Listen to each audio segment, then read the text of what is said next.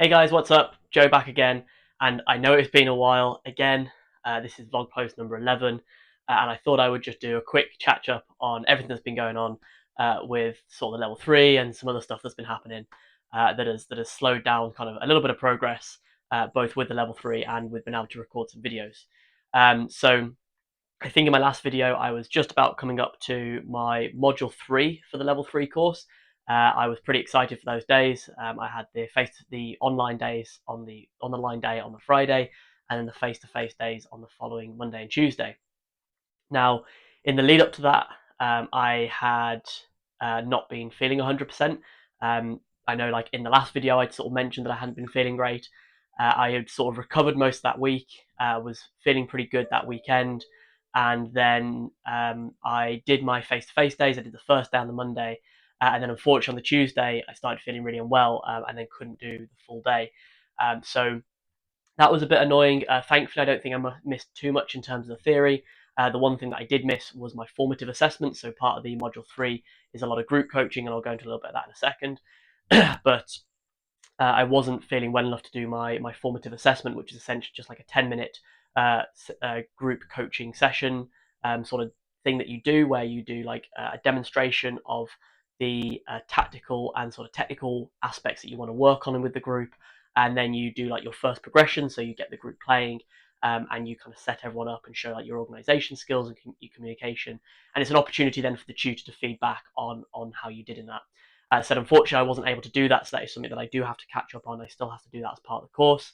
However, I had a really good day on the Monday. So in module 3, the things that we covered, the first thing we covered was all around what they call like racket skills or racket training. So essentially that is just like a racket warm up, or it can be something that which is done through the session, and that's the idea of not really doing anything technical or particularly tactical as such, but there is kind of like a tactical element to it. And what you're doing is you're giving people these little challenges that they can do whilst they're warming up, say in the boxes or from the back of the court, that they have to try and do, that then maybe have like a tactical element to them. So for example, you could get them doing, they have to hit one ground stroke, one volley, one ground stroke, one volley. You do that in the boxes, and that could be a really nice way of warming up for then doing a session on the approach and the volley, say, for example. Or you could get people doing, they have to hit one ball as the ball is dropping, they then have to hit another ball on the rise, and then when it's dropping, and then on the rise. And again, that could be a really good way to understand kind of when to attack the ball or when to have to move back and let that ball drop to be able to defend. So really interesting to kind of get some ideas around that. We did a lot of playing with those as well, which was really good fun. So we had a lot of fun kind of coming up with some different ideas around that.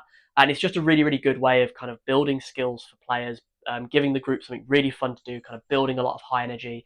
The idea is that you do it for like a set amount of time, and that you maybe do like a scoring system, or you use markers to set targets out and things like that. But it's basically just like a way of really getting the energy up, getting people warm, getting them using their hands, getting them thinking about something different. And yeah, it was a really good fun part of the course. So the next part we then went into was some stuff around doubles. So we then did a lot of doubles playing, and we kind of split into groups, and we did some analysis and some coaching around doubles as well. So looking at kind of different tactically how doubles is different.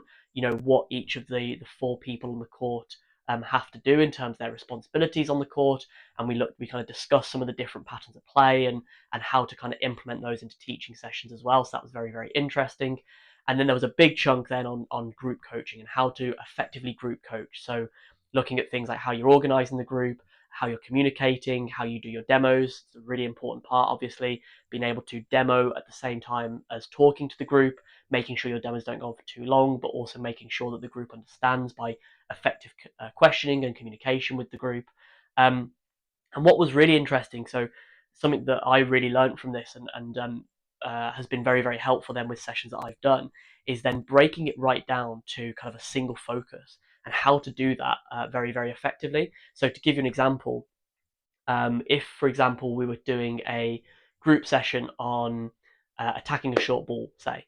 Now, what you would do is you would, as a demo to start with, you would demo effectively how to attack a short ball. So, for example, it could be a short forehand. You've imagined that you're in the rally cross court, you've built the rally well, your opponent has dropped a forehand, dropped a short ball, and then you're able to attack that ball down the line. So what you would then do is you'd maybe get one of the people in the group to feed a short forehand to you. You would attack that ball down the line. You would then recover into an appropriate position. They would hit a ball back, and then you would show effectively what to be able to hit on the next shot. Or if you maybe approached, if you were working on the approach shot specifically, you could then approach the net, and you could show how effectively you could then put away the volley from an effective approach shot. So then it's from that. So once you've kind of done that demonstration to show tactically what we're aiming for, you then do the demonstration to show the shot in particular that we want to work on, and some kind of very kind of light technical information on that shot. So again, let's take a short forehand that we're going to approach off. What you want the group to do is you then want them to set up in a way which means that you have one person who's feeding cross court maybe, and then you attack the ball down the line, and that is it. And then you just focus on that one shot. You can then maybe expand it out to include the second shot. So you maybe do a feed cross court, attack down the line, and then the next person has to try and hit the next shot. And if the attacking player can put the volley away, then do that. But how to kind of build it up and how to coordinate people across, a couple of courts. So for example, if you have 8 people, you have 4 people working on a court, and you might have to have it so that there's only 2 people at once. But then how you manage making sure that people get a high volume of shot, but then also that doesn't then require you to be the coach always feeding the ball, especially if you're the only coach on the court. It means you can then go around and you can do some teaching as well. And there were some ideas in there about how you kind of cater that to different levels. So, if you've got a beginner group, how you then maybe cater it slightly differently to if you've got a more advanced group. That was very, very interesting. So we talked about group coaching in a doubles capacity and in a singles capacity, some of the things to think about around that, and that was all really, really cool. So that's kind of what I learned from module 3. I said I was then feeling unwell for most of that week, so then not a lot of level 3 work has happened. I was feeling better last week, and I'm feeling better this week, so I'm kind of back on top of trying to get through some stuff again now. I've kind of got my head back into it a little bit, but I just really wasn't feeling up to doing much. So I've done some of the coursework. There's the kind of course we've got a little bit longer, thankfully, between module 3 and module 4. So module 4 doesn't happen for another kind of 3 or 4 weeks. So I've actually got a little bit more breathing room, thankfully, but I have still got quite a lot to finish off. In that time, I have another SME to do, which is all around safety and well-being, I think. There is I've got to finish off my player development project. That is kind of ticking along slowly in the background, maybe not as much progress as I'd hoped. I've been struggling to get some good footage on that just for various reasons, either poor conditions or not setting my camera up properly, which was frustrating, but we live and learn. So I've got to do better at getting some footage for that. And then I've got to create the presentation and then do the presentation for that. I then have I've got my 2 elective subjects, which I'm going to in a couple of weekends' time. I've managed to book both of them on the same day, so it's going to be a really long day, but they do one in the morning and one in the afternoon, and I can just, kind of do that. It's going to be a very, very interesting day, very, very heavy, but good to get them both done at the same time. And then there's some other bits and pieces, like looking on the ITF library. I've got to do some observation of some of the coaches, which I've been kind of doing a little bit. I'm doing some paddle observation. I'm going to be doing some performance groups observation and some individuals observation. And I've got some reflections that I need to capture around that as well. And then hopefully in the next face-to-face days, I'll be able to do my formative and summative group sessions within those 2 days as well. So still a lot to do. My tutor has been very, very good.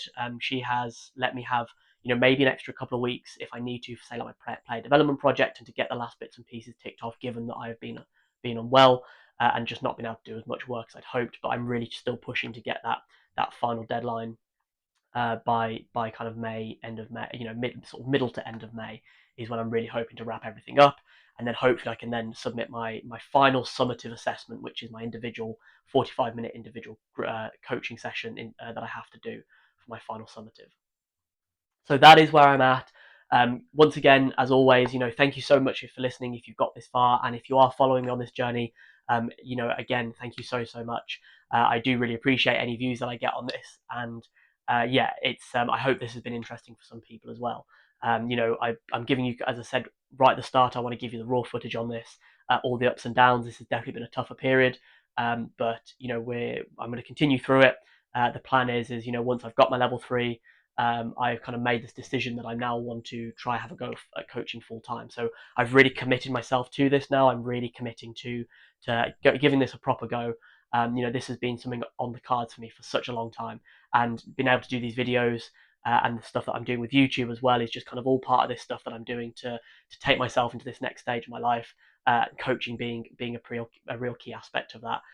But yeah, these videos being also an exciting part of that as well. So thank you so much. As always, please do comment, like, and subscribe if you want to. And until next time, I'll see you then. Bye bye.